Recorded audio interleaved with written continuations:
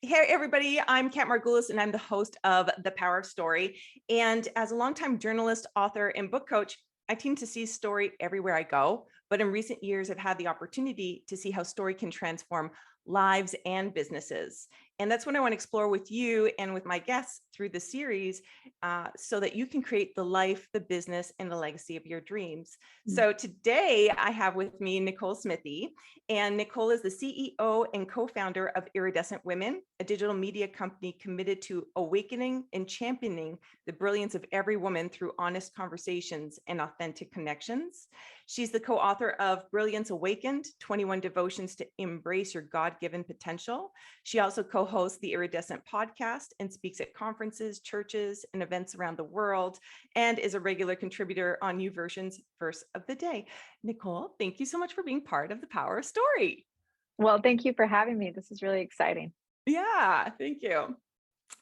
So I have been on a real journey, especially this past year.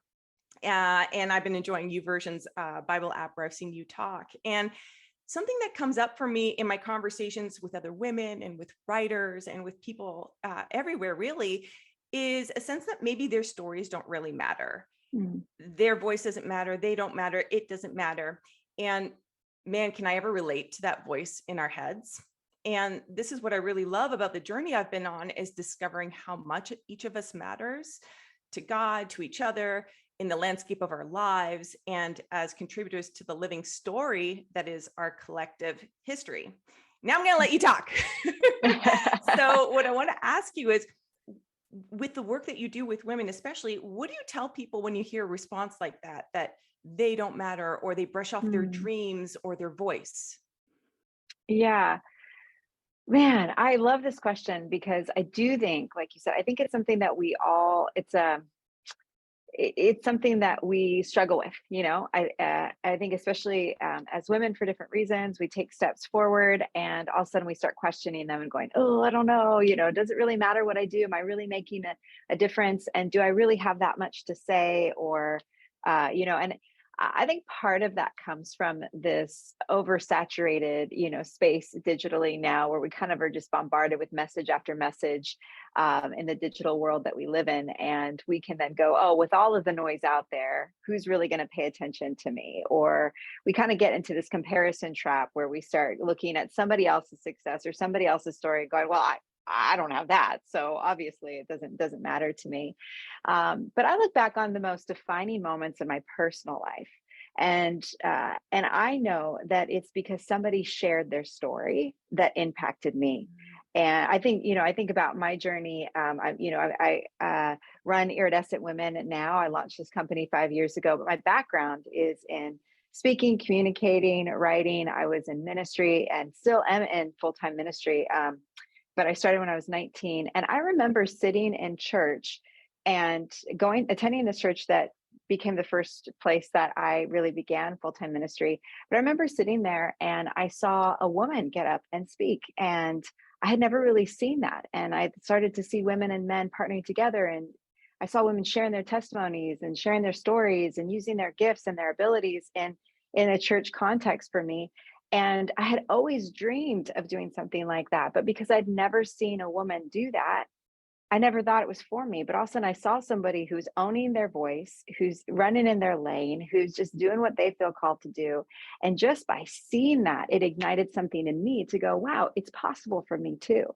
So I say that to say that your story, if you're listening right now, it absolutely matters. You have no idea how it's landing for somebody else.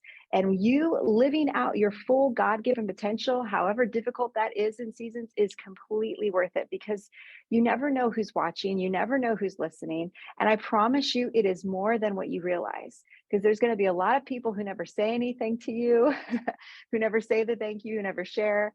But just watching you do what you do or hearing what you have to say is going to make a huge impact in their life. And I think we have to be okay with not knowing the full return of us putting our story out there, because it's not always going to translate into somebody, going up to us and telling us, or a bunch of likes, or even a bunch of dollar signs with the product we put out there, whatever.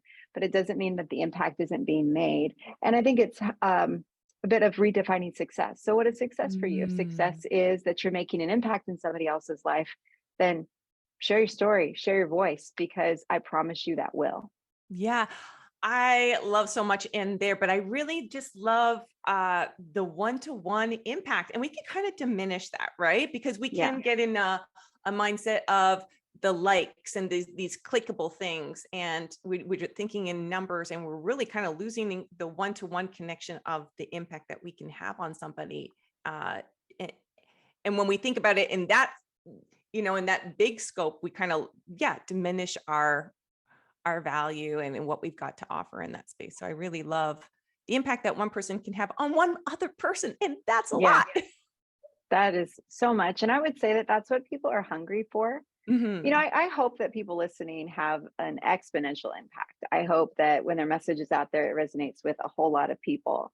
But I think quality over quantity, Mm. and I think if we can just go, here's what I have to share, here's what I believe the impact will make, and we just consistently and faithfully do that and put it out there, then again, based on our success, how we define success, one person really being impacted, that's a success. 20 people, 200 people, 2,000 people being impacted by that's success.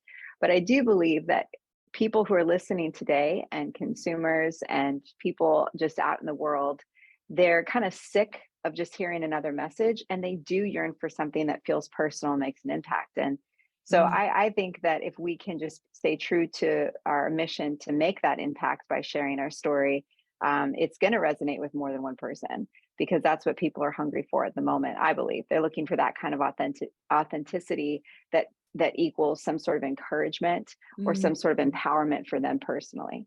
I love that. And then there's like the invisible impact, right? The generational impact Yes. that, you create a ripple effect in one other person's life, but then that person in turn creates ripples effect in their sphere. But yeah, personal connection. Gosh, I'm hearing that loud and clear today. Thank you for that. So that's really powerful. And so you kind of answered my next question, but it's still 19 is like, that's astounding to come to that me too, I matter epiphany is Yeah. so huge at that age. And so this woman made that difference, I'm hearing. It Yeah. did. So you were questioning it before then. Were there other people or voices along the way that amplify that or continue to encourage you? Yeah, absolutely.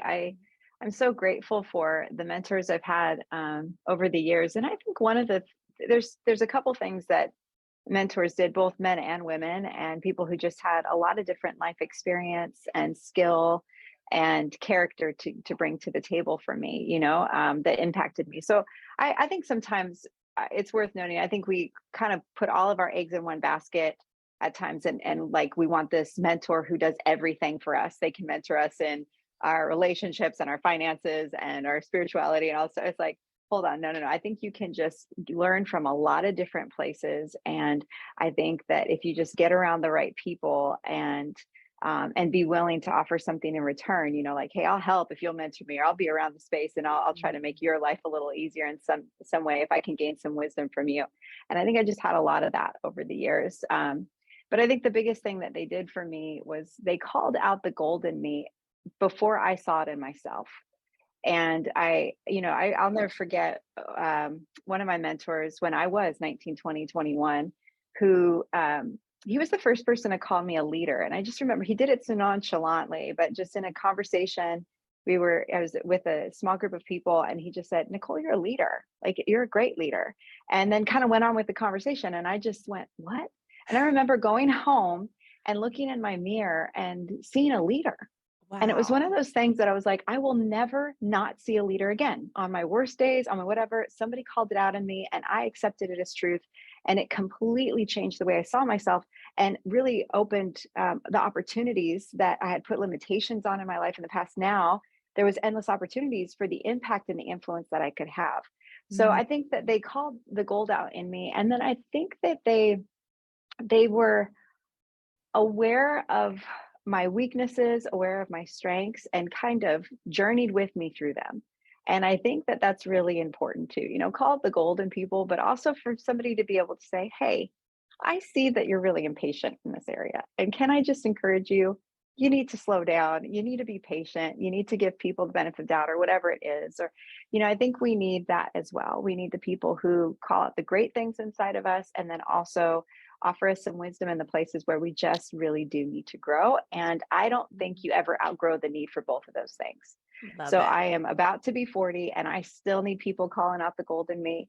I still need people calling out the, not so gold in me, the things that are rough around the edges, the things that need to be refined. Because that kind of wisdom and that kind of encouragement will make a world of difference for anybody. And my hope is that at this point in my life, that I am offering that to the people around me as well. But I think if you can do those Yeah. things, if you can receive those things, if you can get around those things, then you're never going to stop growing, and you kind of have what you need in your corner to overcome, the obstacles in Mhm. front of you and really keep moving forward, regardless of whatever season you're in. I love that. And I'm also kind of hearing, reading between the lines, like a little bit of the story we tell ourselves Mhm. and the ability we have to redesign that story or reframe that story. And how does that show up in the work that you do? Yeah, with people and helping them Yeah. realize their dreams. Yeah, I mean, I think, what I said earlier about the calling out the gold and giving some wisdom along the way. I really feel like that sums up a lot of what I Yeah. do, either one-on-one in my coaching of young leaders and women in ministry or women in the works in like the business workspace, to iridescent women as a whole, and what we offer in terms of articles and resources and our podcast where we interview people who are just Mhm. doing some really great things to, again, encourage and equip women. I feel like that's just on a micro level, it's the same expression of that. I think there's an opportunity to do those things. And Mhm. I try to lean into that when it comes to conversations. I made a decision a long time ago, just in any of my friendships, let alone in like a professional setting, that one of the ways that I measure success at the end of the day was, who did I encourage? Was it genuine? Oh, I And love who did I that. encourage? Not just flattery, because there's a difference, isn't there? Like Yes. and people can tell, but who did I just encourage? Either I called out the gold in them, or I said, hey, I see you. I gave them space to be. That's a win for me. Mhm. And then I think on a larger scale with what we do specifically with iridescent women is we allow women to share their stories that do just that, that Mm. allow other women who are hearing them or reading them go, oh, I'm not alone. Oh, like there's people rooting for me. I don't even know, but like I'm not alone. I've got this, that sense. Mhm. And then also to give wisdom. I think there's a lot of wisdom that women have from their life experiences, and iridescent women is a platform for women to share those things, either everything from professional therapists to a woman who just graduated college and is now debt free, and she just has a story to share on how she was able to do that. All of I those love it. things. I think that there's just a space for that, and that's what we get to do in a digital space, is create room for those stories to be shared and those connections to be made. Yeah. Um, and and I mean, with the work that you've done in speaking and in ministry, I'm curious, how do you come up with your stories, and how do you work on around delivering them in the Yeah, best, most impactful way? yeah, that's a really good question. I think they have to come from a very real personal space. They have to serve the audience that you're trying to serve. So I wouldn't spend all my time, trying to work on a messaging that I really would love, but doesn't really matter to other people. It's like, okay, Mhm. well, then that story was just for me, and that's okay. But I think about what people need, and then I think about what is really resonating with me, or what has been a bit of my journey. And if those two things Mhm. aren't going to collide, then it's not content I'm ready to share. But if those things are working together, then, oh, we're on to something, and this should be developed into a bit more. I think it goes without saying too that, as a believer, like I really am praying and seeking God and saying, okay, Lord, what do you want me to share? What do you want to show me?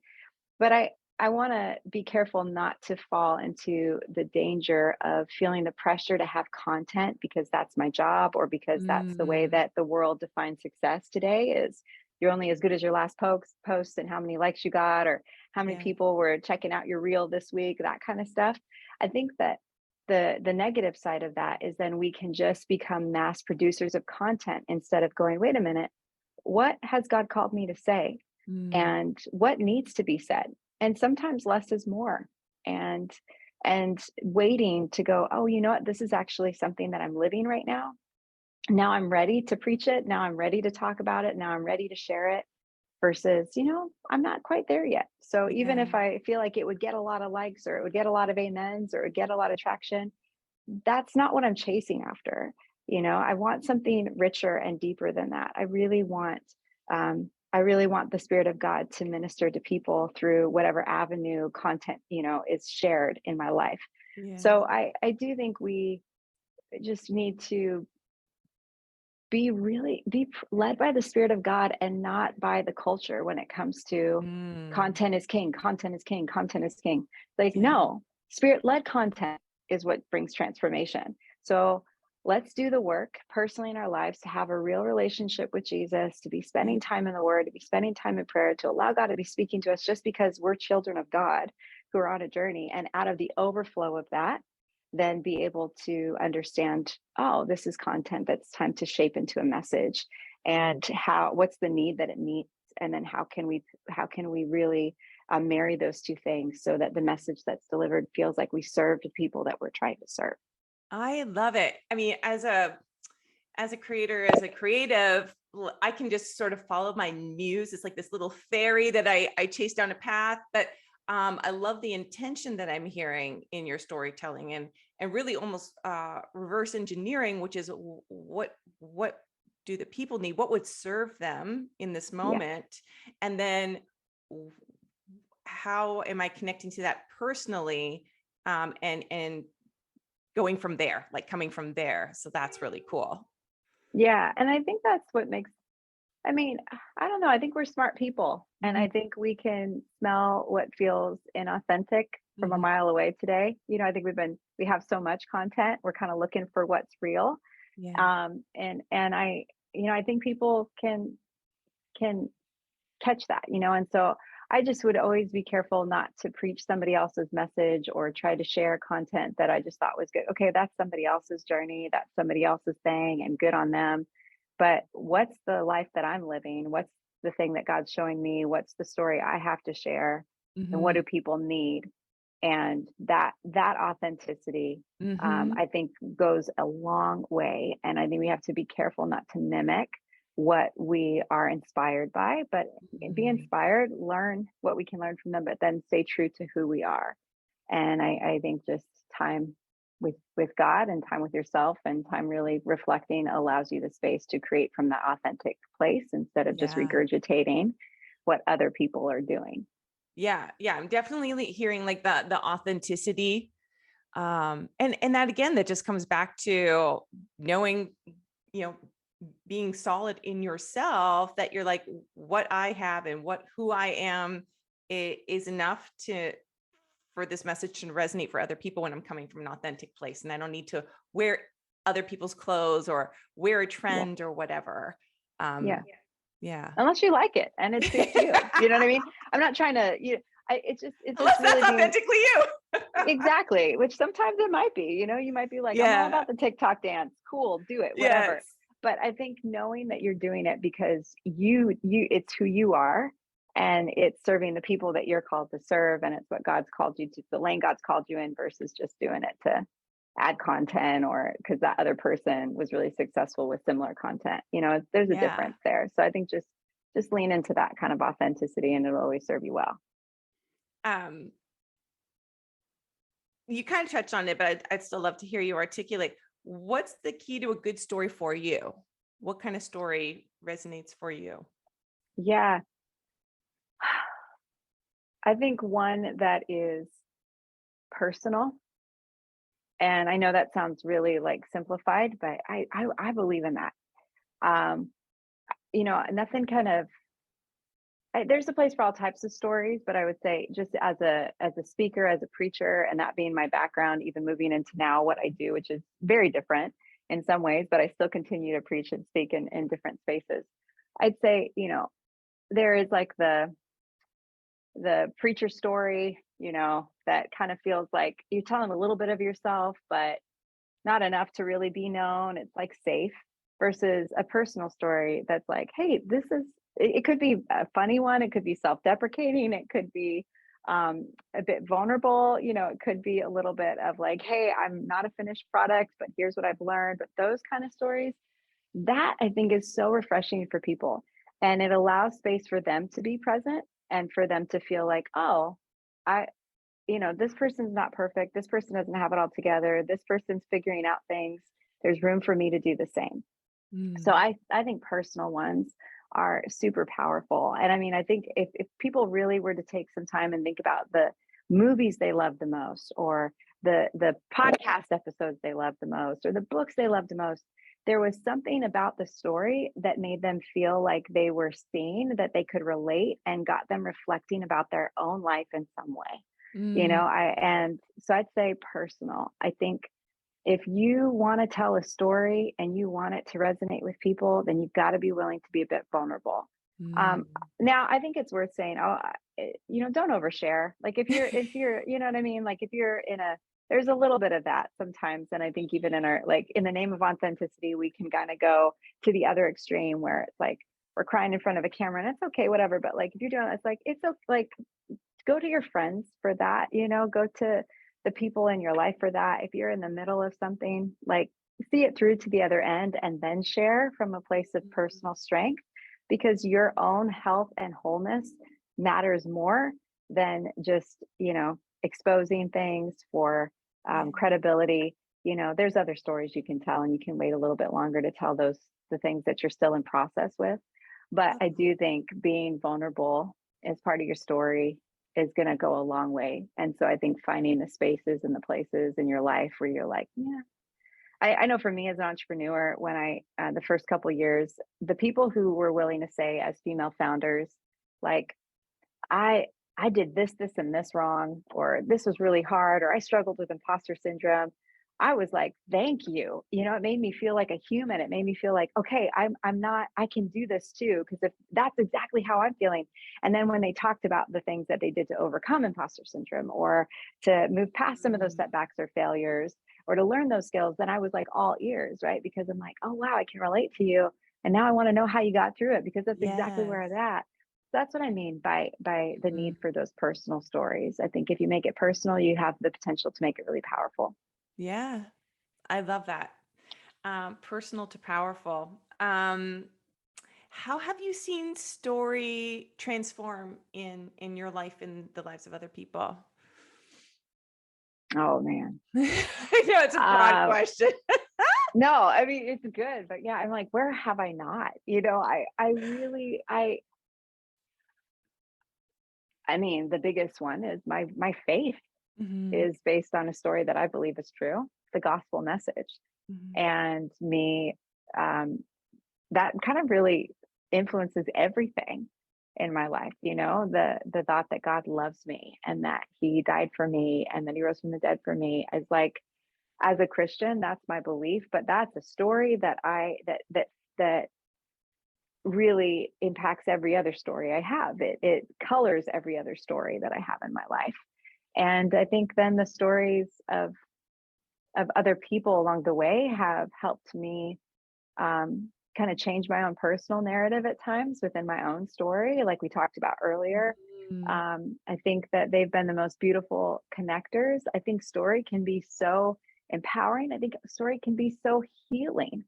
Like, it just can, when you hear that people can reconcile and forgive and move forward. Whew, talk about that, opening your heart to reconciliation and being able to forgive what you felt like was unforgivable and move forward. Like, I've had those moments in my life because somebody was willing to share their story of reconciliation. It kind of opened me up to the possibility of reconciliation in my own, and what it looked like to let go of some of the resentment that I've held. I mean, that's just one example, but I feel like story has been the big thread of my life. And that's why I believe that story is so powerful. And that's why it's so key to even what I do with Iridescent Women and how I go about coaching one-on-one with women.